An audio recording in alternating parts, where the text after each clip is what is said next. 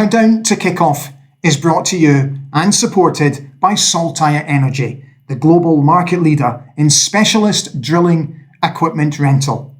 And by Craig International, a truly global company with 10 bases around the world. The future of global procurement is right here. The fixtures are coming thick and fast. Next up, it's a trip to the capital to take on third place Hearts.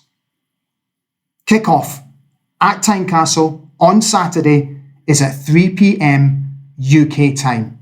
Let's put the game into context by taking a look at the table. So after the midweek game against St Johnston, we find ourselves in 7th position on 23 points. So obviously, depending on results elsewhere, will determine whether we go up or down the table. It is quite simply a huge game for Barry Robson and his team if they are to have any ambitions of finishing in third place. Hi everybody, a very warm welcome to Ali Beg ABTV here on YouTube in the unusual surroundings of my own home. So this morning I went down to my studio in preparation to pre-record today's show to discover, after being away for a month, no power. It almost put me back in hospital. Here I am again. I'm now well and truly on the road to recovery after my surgery last week. And once again, I find myself doing nothing but thanking you for your continued support and the number of messages that I received while I've been in hospital. Once again, it has very much got me through what was a very difficult past 3 weeks or so. So thank you once again. We'll come on to the Hearts game in just a moment because obviously it's a big game. It's a huge game. It's the first of a number of very difficult and tricky games that Aberdeen are facing in the next, 10 to 14 days or so. So we've got a busy show tonight, and most of the show will be taken up with your comments because I've received a number of them on my socials today. So I'll do my best to go through all of them. So this is what we're planning for tonight. So match stats, as always, which do not make for good reading. We'll get the thoughts of Barry. I've got an exclusive interview with Northsound Radio Sports and News Editor Dave Galloway. We chat all things Hearts. We'll try and predict the starting 11. And then, as I promised, we'll get the thoughts of you, the fans. So first and foremost, let me clear the timeline for you so that I can bring in a number of the items that I want to show you during tonight's show. So first and foremost, let's get Graham Shinney in because I watched the St Johnston game, like many of you, and watched on in utter disbelief, if I'm being brutally honest. For me, it was a horrific performance. We were absolutely nowhere near it. It was, the game management was just absolutely not good enough. We should not be sitting back and hoping we can hang on to a 1-0 win. With the greatest respect, this is St Johnston. And we should, it's always difficult down there. It's always tough. It's always a really horrible, ugly watch. But I think at 1-0, just go for the jugular and finish the game off and just get it done. And I couldn't understand for the life of me why Barry made the changes that he did. I don't understand the reasoning behind it. The goal that we lost was just, oh, dearie me, don't even get me started on that. So it's like we take, after we beat Ross County, after we progress in the Scottish Cup, it's like we take 20 steps forward, yet 30 steps back. And for me, that's been the biggest issue this entire season. So after that game, I thought it was quite interesting, and this is why I want to bring it up, that Shinza had his say. I was really disappointed with the way we finished the game, and I made that frustration pretty clear in the dressing room. They were counter-attacking too easily, and we could have lost the game in the end from a position where we had full control for 75 minutes without really threatening as much as we wanted. To be honest with you, I think it's a perfect summary for me. I actually thought Graham played okay on Wednesday night. But yeah, so many lessons to be learned from that game. Okay, going to try and predict what Barry will do tomorrow. Now, this is not what I want. This is what I think Barry will do. And I just have a horrible feeling it'll be the three centre-backs, and then the two wing-backs. So obviously Ruby is going to be missing. So we fully expect Angus MacDonald to come in. So I think he'll sit in between Richard Jensen and Stefan Gartenmann, who for me, and I've been saying it now for a number of weeks, has got to seriously take a long, hard look at himself, because his performances of late have just simply not been good enough. So that's how I think it will sit across the middle. So I think it will be the 5-4-1. I could be completely wrong. It could be 4-2-3-1. We just don't know. But I think it will be Shins on the left, with Connor and Leighton in the middle, with Jamie out on the right, and then obviously Bojan up front on his own. So that's what I think Barry will do tomorrow. I think I'm wrong, I have to be honest, but I just have a feeling that's what it will be. So earlier today, I caught up with Northsound News and Sports Editor Dave Galloway, who was at St Johnston on Wednesday night. And him and I had a really good chat about how we see tomorrow going. And we also looked back a little bit on the St Johnston game. Welcome to Countdown to Kickoff, Dave Galloway.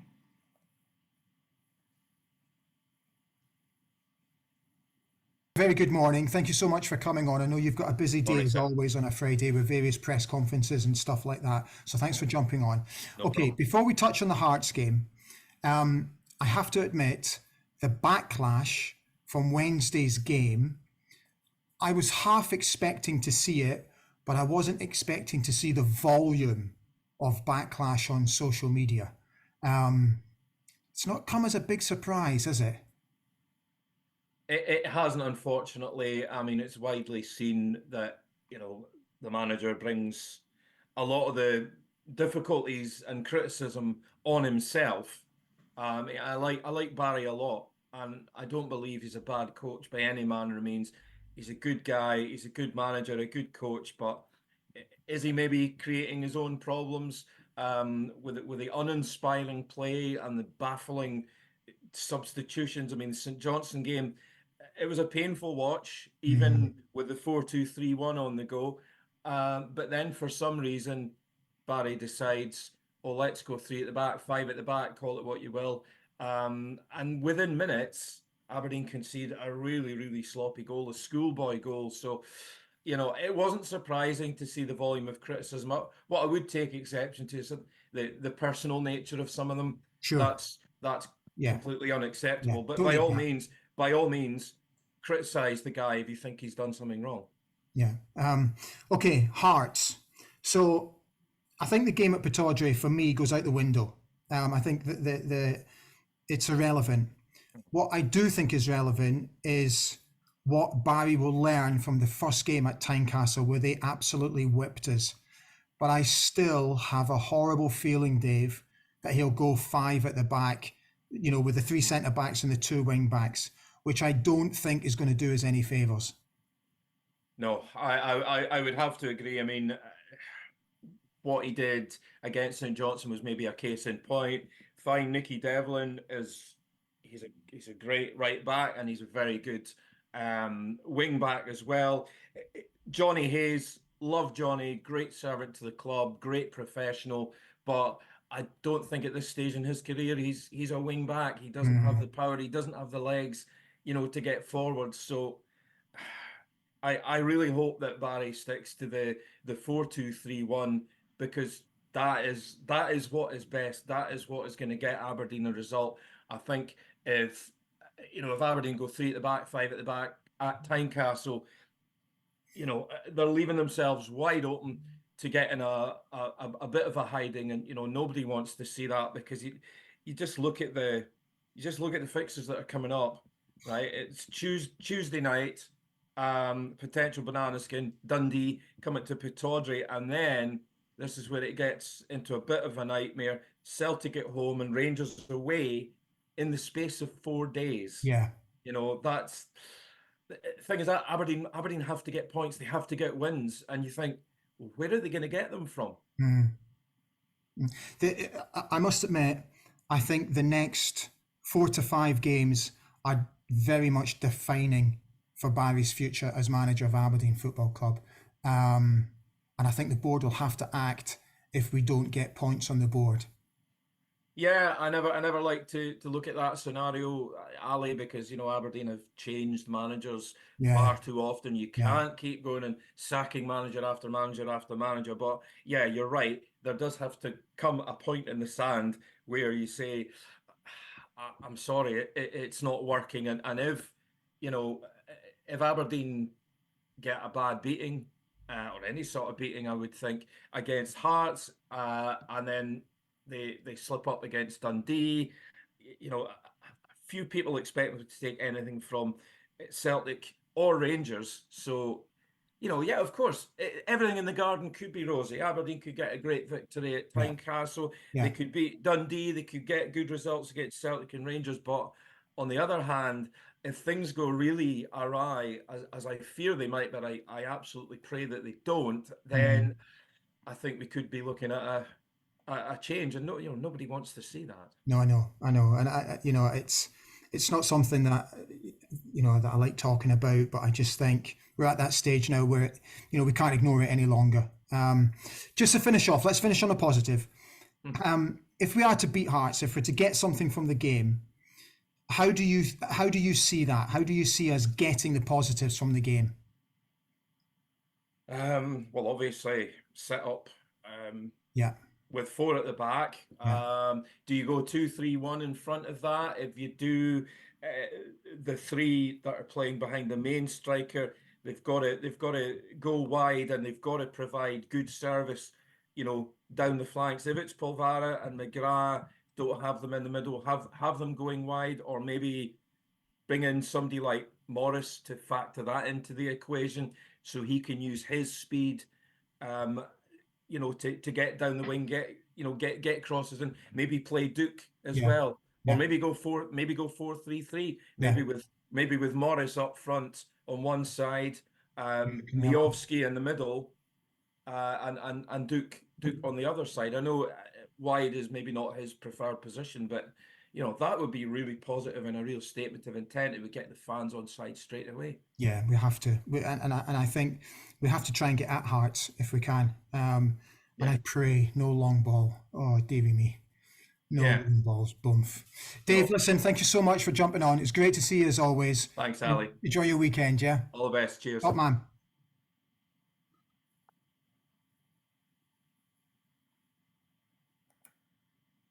My thanks to Dave Galloway. Right, here's the thoughts of the manager. I've just picked out a quote for you from his press conference earlier today. The biggest problem that we've had this season has been consistency. We all know that. We've tried to get a bit better over the last 6 games. We've got a bit more consistency, which has been good. I think we've won 4, drawn 1 and lost 1. We need to improve all the time. We are trying to put performances in to get results. And as I said, what a brilliant place to go and play is Tynecastle. Here are your match stats. Hearts are unbeaten in the last 10 home league meetings with the Dons. Hearts haven't conceded more than 1 goal against Aberdeen during that entire period. Aberdeen are looking to score in 3 consecutive away matches for the first time this season and for the first time overall since April last year. None of the last 8 Scottish Premiership meetings between Hearts and Aberdeen have ended in a draw. The man in the middle is Kevin Clancy, and on VAR is Alan Muir. And the weather forecast for you. So sunny intervals at kick-off tomorrow. They're looking at a high of 9 degrees, a low of 7 degrees, with some gusty winds expected. A couple of other things that I took note from the press conference today is that he was a little bit canny about potential players coming in. Obviously, Vinny has gone away on loan this week. I don't quite know what to make of it, to be honest with you. All I can go on is what I've been told, and what I've been told is that he was not the best trainer and he had a bit of an attitude problem in training. Hence why other players were always preferred to him when it came to that particular position. So all I can say is the very best of luck to him when he goes to his new club in Holland, and we'll see how that progresses. Right, we're going to finish the show and spend the rest of the show basically getting all your comments in. So let's start with Donkey Wright, who says, great to see you home again, Ali. Just when we seem to turn the corner, along came Perth. One question I have, why go to a back five after we went in front? The game at Tynecastle has now become a bigger game than ever.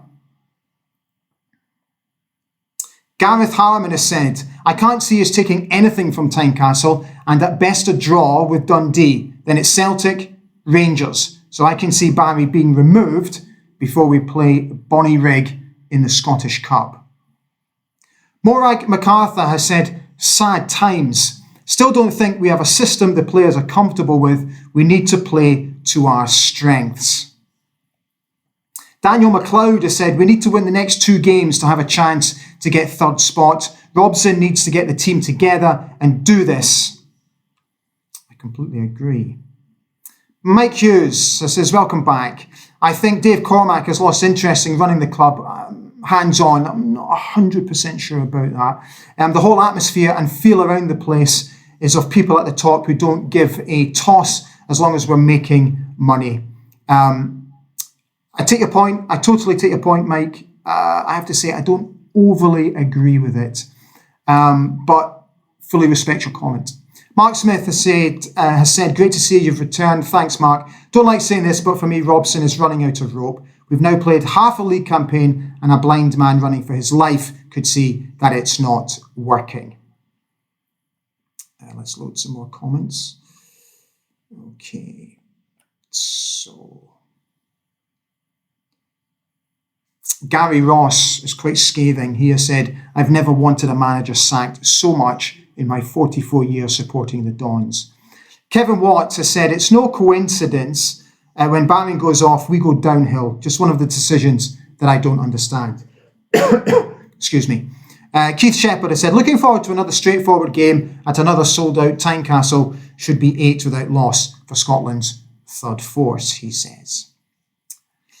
David Scott has said, good to see you back, Ali. Hope we can get a win at Hearts. In order to do so, we need width.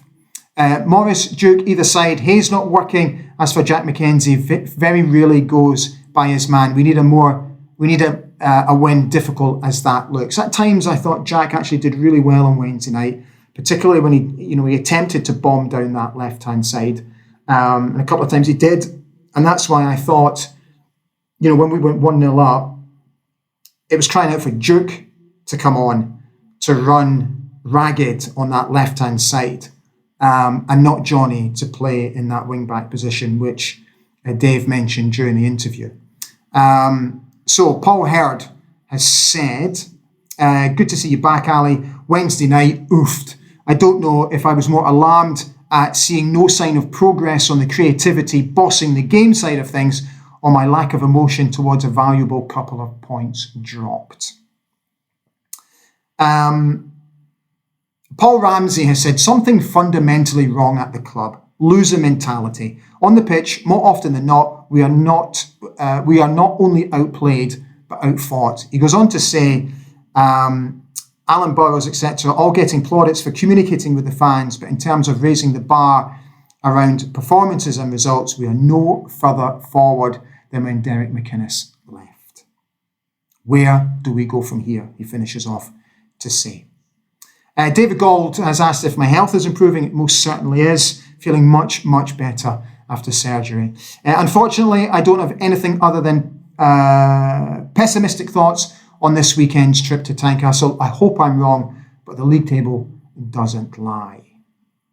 Gavin Bush has said, welcome back, Ali. Robson needs to go regardless of tomorrow's result. Dell was sacked for a better brand of football than this. Robson has no idea. His tactics are woeful at best, and we can forget about finishing third, if at all. Okay. William Kirkcaldy said, I think if we get beat by Hearts, then Barry will be out. Andy Mackay has said, welcome back. Hope the recent Don's performances have not set you back on your road to recovery. Do you think Robson's time is up if Hearts batter us on Saturday? I have to be honest, I do. Douglas Hutchin has said, wishing you a rapid recovery, Ali. Thank you, Douglas. This Don's team flatters to deceive, ponderously slow passing out from the back, apparently not enough ability to speed up the passing or play, and so little good supply to Miofsky in or around the box. Please stick to a back four tomorrow. Gordon Ritchie said, hi Ali, hope your health is good and you're on the mend, and tomorrow won't be easy as we have not a good record down there. Normally a home banker, but just go for it and you never know. Come on, you Reds, he said. Alistair Davidson has said, welcome back. We cannot afford to lose this game, and to be honest, third is gone unless Hearts have a massive run of bad form. Fourth and a good cup run is all that seems left. It looks like Robson is there to the end of the season, so no point shouting for him to go, I think. David Milne has said, welcome back, Ali. Great to see you on the go again. Feels like we're back in a similar mess to this time last year with another inexperienced manager, minus the Darvel disaster. Given the tactics and formation, surely the Football Monitoring Board should be questioning the experienced Steve Agnew's influence on Barry's decision-making. A heavy heart says we need to change the manager again. The pressure should be on the board to get the next appointment right. Come on, you Reds, he said. Derek Griffiths has said, brilliant to have you back, Ali. Like the rest of us, it's torture to watch the Dons now. Don't think Robson will change his tactics as it's been the same all season. Why go to a back five when 1-0 up? And just go for the jugular and kill the game off. Dave Still has said, need to go with the correct formation. Glad to see you back, Ali. Thank you, Dave. 5 at the back, trying to defend a 1-goal lead is woeful. Need the points, but not confident. John McDonald has said, good to see you back, Ali. As for the Dons display in Perth, he says, honestly, I can't see us beating Hearts.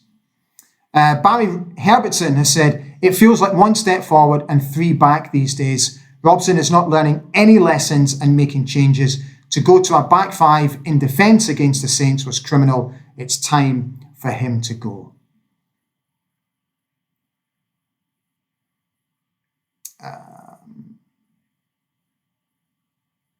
Just let me see if there's a couple more come in.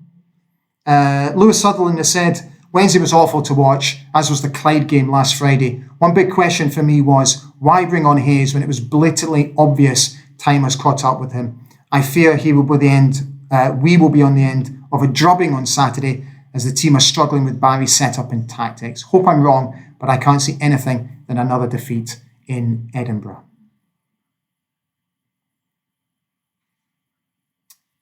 Kevin Robertson has said this is not going to be pretty tomorrow. GW Findlater said, we need a change. The inconsistency has prevented us from getting going. Dominate a team 1 week, playing feebly the next 3. Still feels like the season hasn't begun. Third place well and truly gone, and Robson needs to own that. Time for the board to find a replacement and give them a good chunk of the season. Johnny Wilson has said, lose this game, and unfortunately, Barry has to go. Malcolm Park is on. Hi, Malcolm. Where do you start with the mess that we're in? Can't see any other way to fix this other than to start again. He says, sorry, Barry, we all wanted you to be a success, but the constant failure to provide the free-flowing attacking football promised now looks like you have the players who don't want to play for him. Stephen Webster has said 6 points on the next 2 games, and let's take it from there. I like this comment. It's a really good comment from Neil Gibson. We've been awful since the opening of Cormac Park. Get them down to the beach or the park with the glass and the dog poo.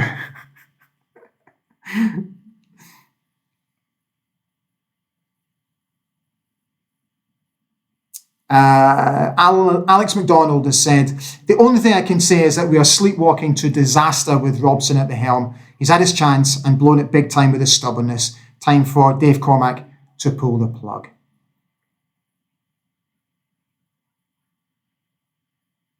Chris Clark has said, we got away with one down in Perth the other night. Much improvement needed. Going to the back five again after going a goal up came back to haunt us.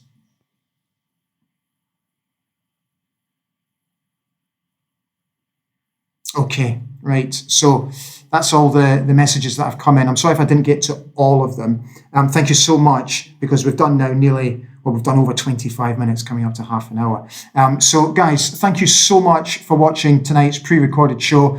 I really hope you enjoyed it. It's absolutely fantastic being back. As I always do at the end of the show, is just, tomorrow, I just hope Barry sets them up in the right way for us at least to have a go at them. Not to be too defensively minded. We know we can get at them. We saw at Pittodrie that we can get at them. I expect a completely different game from the one at Pittodrie, but they're there to be got at. And if we go in with the right mental attitude, like what Shinza said, then we give ourselves half a chance. But it's a massive game, and I wish nothing but the very best for the boys tomorrow. And I really hope we can come away with the 3 points. I'll absolutely take a point at this stage as well, but just go out, do your best, don't leave anything on that park, and show everybody that you're worthy of wearing that red shirt. It's a huge game. So enjoy your weekend, folks, and I will see you on Monday for the review show. There'll be no review show on Sunday because it's my little boy's birthday. So we'll have a review show on Monday evening. So guys, thank you so much for watching. It really is brilliant to be back, and I'll see you all very soon. Stand free.